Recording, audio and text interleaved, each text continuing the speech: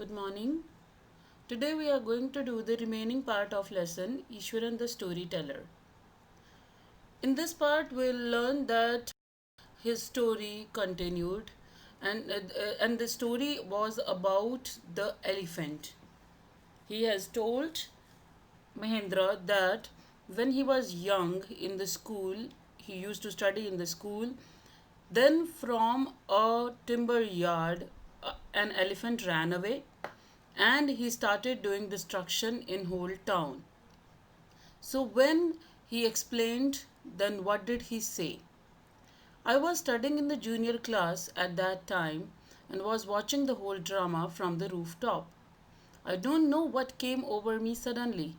I grabbed a cane from the hands of one of the teachers and ran down the stairs and into the open. The elephant grunted and menacingly swung a branch of tree which it held in its trunk. Ishwaran says that when that elephant broke the wall of the school and entered into the school, then he was also at the rooftop with his teachers and other students and he was watching whole drama, but suddenly he had a kind of feeling that he couldn't control himself.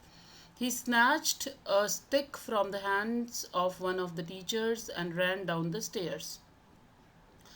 Elephant grunted when it saw him, and for in a threatening way it swung the branch of the tree.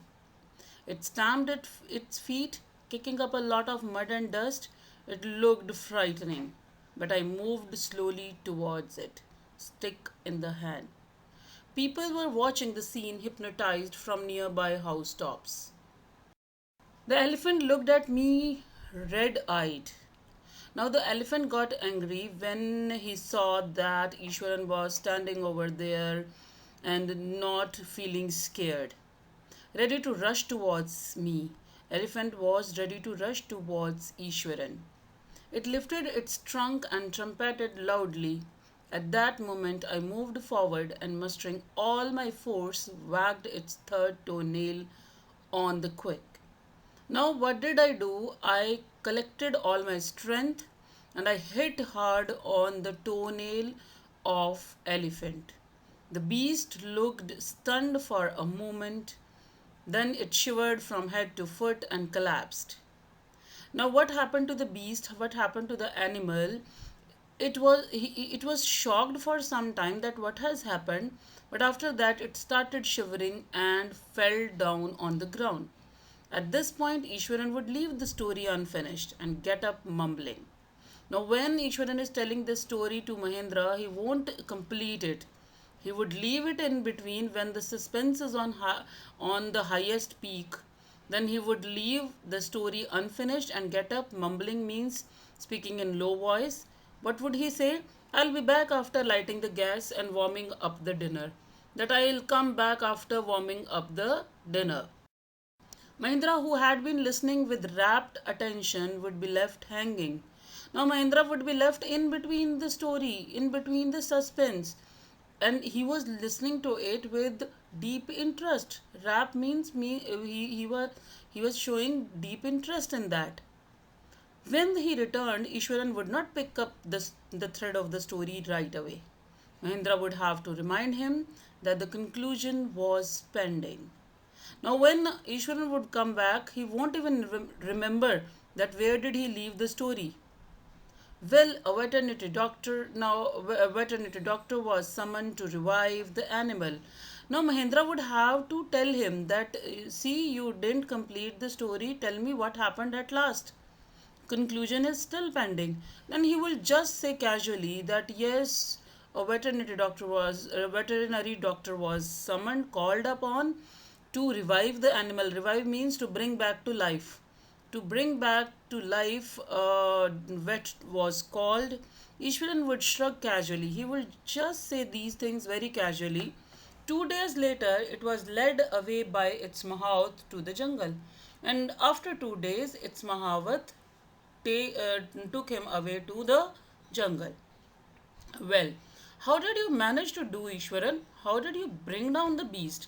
Now Mahendra is surprised that how could he, how could he defeat this big animal? So he is asking. It has something to do with Japanese art, I think, sir. Karate or Jujitsu, it is called. I had read about it somewhere. It temporarily paralyzes the nervous system, you see. Now, Ishwaran explains that he knows some Japanese art about which he had studied somewhere, so he used this. And according to his knowledge, this kind of attack paralyzes the nervous system of the animal, and he would go unconscious for some time. Not a day passed without Ishwaran recounting some story packed with adventure, horror, and suspense. Whether the story was credible or not, Mahendra enjoyed listening to it because of the inimitable way in which it was told. Mahendra, of course, sometimes didn't believe it, but always he listened to Ishwaran with great interest because he liked the way Ishwaran narrated the stories. And his way couldn't be copied. Nobody could copy his way of telling the story. Ishwaran seemed to more than make up for the absence of a TV in Mahendra's living quarters. And moreover, Ishwaran was working as a great Ishwaran was able to give him a great entertainment. So Mahendra any television. One morning, when Mahendra was having breakfast, Ishwaran asked, "Can I make something special for dinner tonight, sir? After all, today is an auspicious day. According to tradition, we prepare various delicacies to feed the spirits of our ancestors today, sir." Now, one day, Ishwaran said that, "Sir, can I make some good dishes, delicious food for tonight? Because today is very pious day, because this is the day when we make food for our ancestors, for the spirits of our ancestors." That night, Mahendra enjoyed the most delicious dinner and complimented Ishwaran on his culinary skills. He seemed very pleased, but unexpectedly launched into a most garish account involving the supernatural. Now, Mahendra enjoyed the food, and he also gave compliments to Ishwaran about for his cooking skills, culinary skills. He was very happy, but he was not expecting this thing, because suddenly Ishwaran started some supernatural story, and it was most garish. Garish means something which is in bad taste. So this reference spoiled the taste of Mahendra. He didn't feel happy when something such supernatural was discussed. You know, sir, this entire factory area we are occupying was once a burial ground, he started. Now, he told Mahendra that, "Do you know that this area where we are living right now was once a burial ground?" Mahendra was jerked out of the pleasant reverie he had drifted into after the satisfying meal. Now, after a good meal, Mahendra was feeling so happy and was in dreamy mood. So it was he suddenly come out of that mood, because it was about ghosts or maybe something else. I knew on the first day itself, when I saw a human skull lying on the path. Even now, I come across a number of skulls and bones. Ishwan continued. He said that on the very first day when we came at this place, I saw a human skull, and even now, whenever I or come after buying vegetables, or whenever I go somewhere, then I see number of skulls and bones on my way. He went on to narrate how he sometimes saw ghosts at night. He didn't stop here. He also said that he used to see the ghosts at night. "I'm not easily frightened by these things, sir." Then he boosted off himself, "that I don't get scared by such things. I am a brave fellow, but one horrible ghost of a woman, which appears off and on at midnight during the full moon. It is an ugly creature with matted hair and a shriveled face, like a skeleton holding a fetus in its arm. Now, I don't get afraid by such things, but there is a ghost which comes off and on, means sometimes it comes, and when it comes when there is full moon night, and it's ugly creature with matted hair, and it looks like a skeleton, and it is always holding a fetus in its arms. Fetus means unborn baby. Mahindra shivered at the description and interrupted rather sharply. Now, inside his heart, Mahendra was afraid, but he tried not to look afraid. So he said, "You are crazy, Ishwaran. There are no such things as ghosts or spirits. It is all a figment of your imagination. Get your digestive system examined and maybe your head as well. You are talking nonsense." Now he scolded Ishwaran for talking such nonsense. He said that this is just your imagination, because there are no ghosts, and go and check, get your digestive system checked, and you should also get your brain checked. There is some problem. He left the room, retired for the night, expecting Ishwaran to sulk for a couple of days. But the next morning, he was surprised to find the cook as cheerful and talkative as ever. He thought that Ishwaran would get annoyed, he would be angry, or he would not talk to him.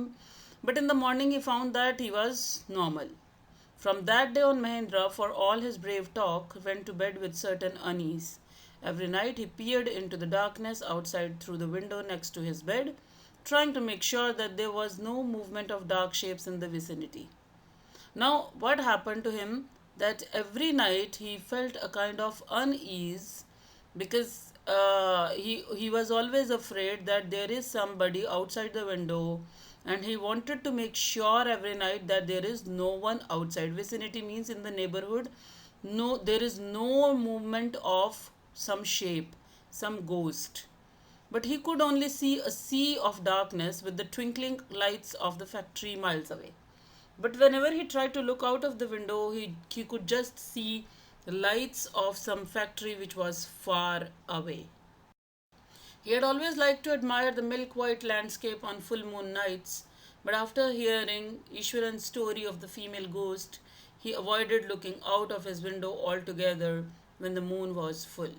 Now, especially on full moon nights, Ishwaran always avoided to look out of the window. One night, Mahendra was woken up from his sleep by a low moan close to his window. At first, he put it down to a cat prowling around for mice, but the sound was too guttural for a cat. He resisted the curiosity to look out, lest he should behold a sight which could stop his heart. Now, one night, Mahendra suddenly woke up from his sleep, and because he heard a kind of moaning from outside. So, sound was, but then he realized that sound was too guttural. Guttural means it came from throat. So he resisted. First, he tried to control himself, that he should not look outside because it would stop his heartbeat if he would really see some ghost or some other thing. So in the beginning, he tried to control himself. But the wailing became louder and less feline, and he could not resist the temptation anymore. Lowering himself to the level of the windowsill, he looked out at the white sheet of moonlight outside. But he couldn't control for a long time. He opened the window and tried to look out. There, not too far away, was a dark, cloudy form clutching a bundle. Now, when he opened the window, he saw that there was some dark, cloudy form holding a bundle in its hands. Mahendra broke into a cold sweat and fell back on the pillow, panting. Now, Mahendra was too scared. He was sweating and he fell back on his bed. Panting means he was breathing heavily. As he gradually recovered from the ghastly experience, he began to reason with himself. After some time, means slowly, when he came out of the impact of this experience, he started giving reasons to himself, means he started consoling himself, and finally concluded that it must have been some sort of autosuggestion, some trick that his subconscious had played on him. Then he convinced himself that there might be, some imagination maybe has come in his way, and his subconscious mind was making him believe all these things, but actually they were not. By the time he had got up in the morning, had a bath and come out to have his breakfast, the horror of the previous night had faded from his memory. Now, in the morning, when he came out to have breakfast after having bath and all, he his mind has totally forgotten what he had experienced last night. Ishwaran greeted him at the door with his lunch packet and his bag. Just as Mahendra was stepping out, Ishwaran grinned, means smiled, and said, "Sir, remember the other day when I was telling you about the female ghost with a fetus in its arms? You were so angry with me for imagining things. Sir, do you remember that when I told you that there is ghost, you started scolding me? But yeah, last night I think you saw it yourself. I came running hearing the sound of moaning that was coming from your room. Sure that you also have seen it." A chill went down Mahendra's spine. He didn't wait for Ishwaran to complete his sentence. He hurried away to his office and handed in his papers, resolving to leave the haunted place the very next day. Now Mahendra didn't listen to any other thing spoken by Ishwaran, and he decided to go away from the place. When he went to office, he handed over his papers to the authorities, and then he decided that he will soon leave this haunted place. So this is the story, and it tells that how convincing Ishwaran was in telling stories. And even Mahendra, who never believed that there are ghosts, he also started believing in that and decided to leave the place, which, according to Ishwaran, was a haunted place.